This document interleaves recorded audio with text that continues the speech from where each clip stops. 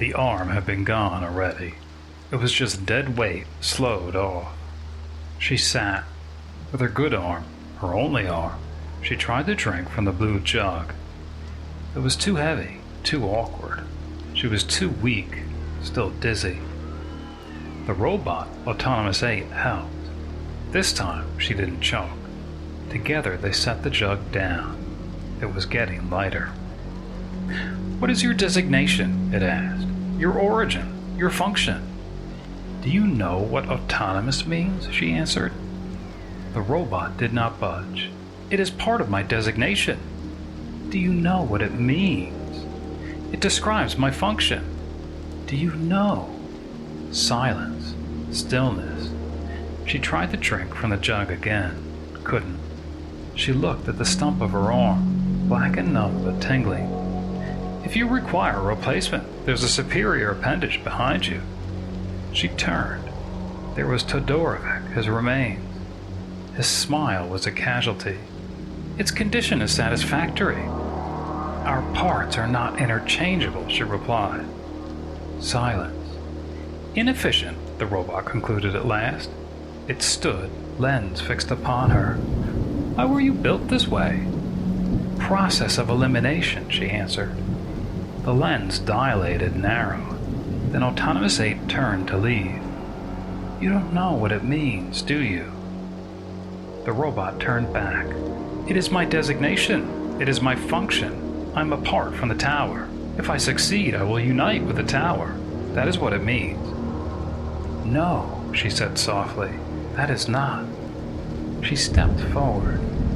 "It is an old word. It means," and she wondered at its innocence, "that you make your own law." Silence. Stillness. Darkness. "My destination is Urbani. Is that your origin?"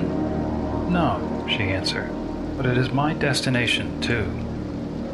She searched the wreckage, found her breathing mask and suit, supplies and tools and backup tools, spared no glance or prayers for what was lost, kicked dust over her arm. A useless burial for the useless dead. She wasn't here for them, but for those to come. "Shall we?" she asked, approaching. "My designation is McGilvin." "Yes." The blue light faded. Dawn was lining the clouds. The wind was beginning to blow. They set off from the lander. It always was a one-way ride, Erickson would have said, if there wasn't a pulp. The left sleeve of her suit fluttered. She breathed easily through her mask. Her pack weighed 6 times what it should. She ignored it. She endured. This was her function.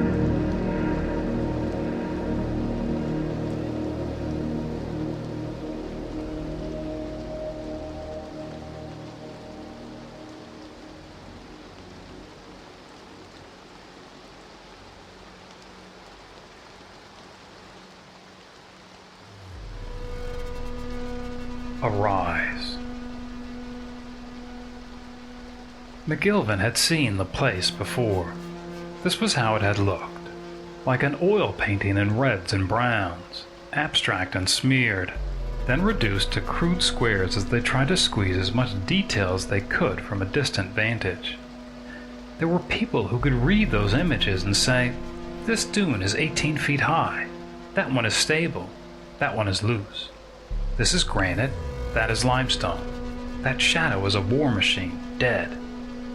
Those people would be studying the lander now and spinning stories of a survivor from a single pixel. She had seen the place again, closer, spread on the view screen aboard the lander. Erickson had sung "A World of Brown" without a sound, in a crude falsetto. Then there was sound enough. This was how the place looked now.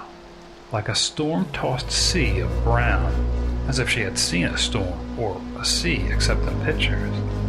Like proof that all the universe needed for absolute destruction was sand, wind, acid, water, time.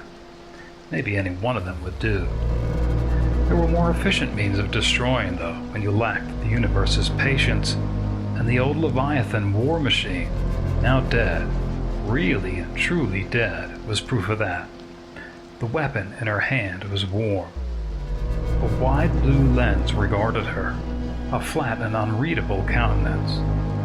But she could read it, because machines hid so little once you knew them, and this one, Autonomous 8, talked and talked and talked as if its timer were broken.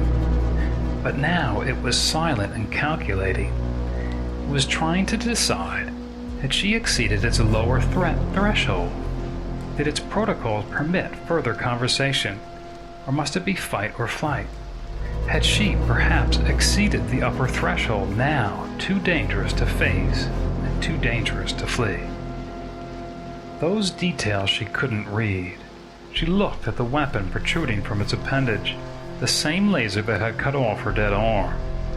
The weapon was pointed at the war machine's sinuous bulk, pointed exactly at the terminus of the still molten wound it had carved. The weapon retracted. The lens narrowed. "You were built for war, McGilvin." Its voice held a hint of a question, perhaps a glitch, perhaps her own projection. The robot pointed at her dangling sleeve. "But your composition is fragile." "You are still talking," she replied. It considered her, then the war machine, then the shifting sand atop the dunes. Or perhaps the distant city of Urbani. Who could say how far Autonomous 8 saw? "Yes," it said. It turned back, approached her, still hunkered down behind armored plates, joints grinding with accumulated grit and wear. "Where were you constructed?" It had asked this before. "What is your function?" "End this." "I am going to Urbani," she answered, as she always had. How far was it? Her pack was light. She could hear the emptiness in the sloshing jug. "Yes," it answered, "that is not a function." But it asked nothing more. Autonomous 8 marked their location, for they had managed to leave the war machine's power core intact when they killed it. Then they set off again, following a path known only to the robot.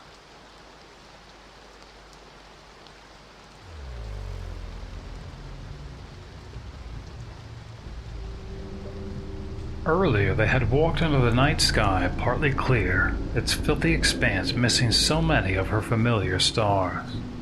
Autonomous 8 followed her gaze. "Some of them move quickly," it said. "Some of them streak and vanish. Some of them cross the sky. They are not in my data." It looked back to her. "One of them fell to where I found you. Was it you? One of the other machines?" The robot continued, not waiting for an answer. Perhaps unwilling to wait for answers. Perhaps unwilling to stop asking questions. "Are all the lights that move in the sky machines like you and the others?" They walked for a time in a sort of silence. A silence as loud as the sand crunching beneath them, as loud as the robot's gears grinding, as loud as her breathing behind her mask. "No," she said at last. "No, they are not." Autonomous 8 stopped. "Do you know what they are? How do you know?" But she gave no answer, and for a time there was only the crunch of sand, the hiss of breath, the darkness, and the stars. And then, "What is Thanatos?" McGilvin stopped abruptly and turned, her fingers twitching toward her weapon. "What?" she asked, her voice unguarded, her fear obvious, the robot deaf to it. "Thanatos," it repeated, swiveling toward her. "When you were rebooting before I repaired you, you said that word." The lens narrowed, widened. The robot spoke with simulated curiosity. "What is it?" She resumed the march, considering not answering. Considered what the robot's modulated voice revealed, whether it revealed anything. At last she answered, "It is an old word." She thought, then added, "It means a new beginning." "There are other ways to say that," Autonomous 8 replied. "Yes," she said, "but they are less efficient." Later, they killed the war machine, then continued on their way to Urbani.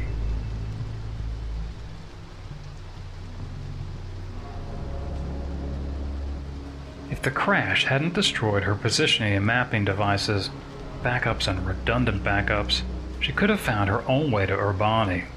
A city can't hide from satellites. In fact, she could recite its geo-coordinates even now. But her own position was a mystery. If the crash hadn't destroyed her communications devices, she could have asked the planners. If the crash hadn't killed the others, perhaps they would have had some other idea. If. She knew that Autonomous 8 was not taking them down the straightest path, or the easiest, or the safest. They were hunting power, sometimes hunting threats, foraging and pacifying and reconnoitering all at once. She was, she thought, not the only one built for war. "What is the tower?" she had asked. The robot answered freely but opaquely, almost mystically. It was a place. It was an entity, not a physical tower, or perhaps it was. A collective intelligence, perhaps, or a community, or perhaps both. A leader? A group of leaders? Were they mighty? Were they faltering? McGilvin and the robot trudged a decaying path up the side of a dune. At the top, they saw more dunes and more beyond those. "How long have you been gone from the tower?" she asked, as they stared, or she stared, and it did whatever it did atop dunes. "I'm operating within the temporal parameters of my function," it replied. "That's not an answer." She slipped off her mask briefly and drank from the jug with practiced ease. "Your question cannot be answered. I've never been within the tower. I cannot be gone from it." It paused, regarding the vast waste. In its flat stillness, Autonomous 8 seemed poised on an elaboration, but none came. "So you cannot return to it either," McGilvin noted. The robot set off again. "Follow," it instructed, needlessly.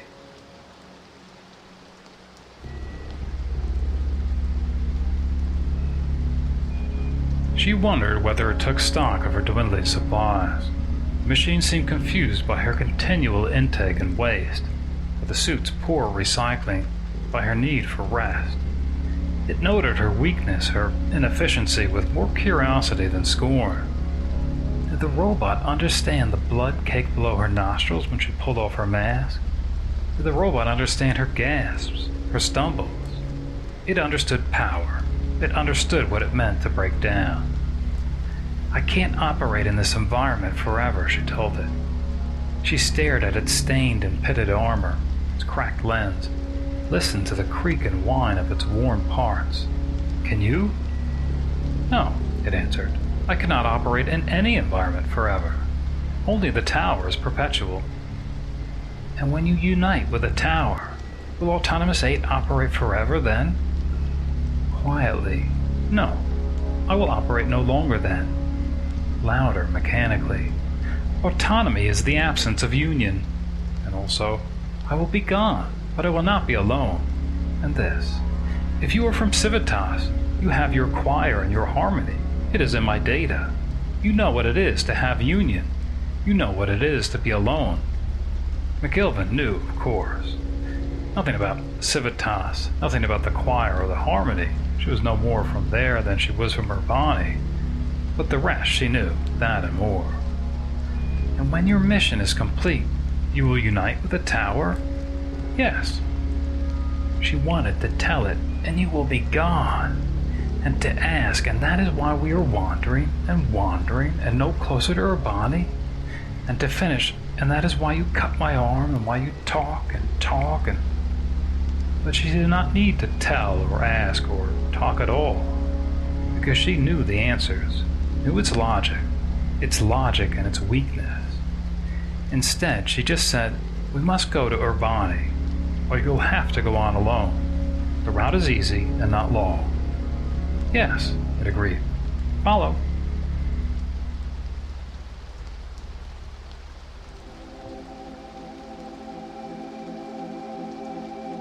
That afternoon, as she lay in the shade of some ancient ruin of concrete and iron, lurching toward sleep, her head resting on the nearly empty jug, her last sight was Autonomous 8 regarding her alien form and seeing nothing. while she saw everything inside the machine. All its mechanical thoughts, circling, wobbling, careening like a top that could have spun on forever if it hadn't been nudged. And for the first time since the storm, she smiled. Endlessly far above them, hidden by clouds and sunlight, the moon was rising.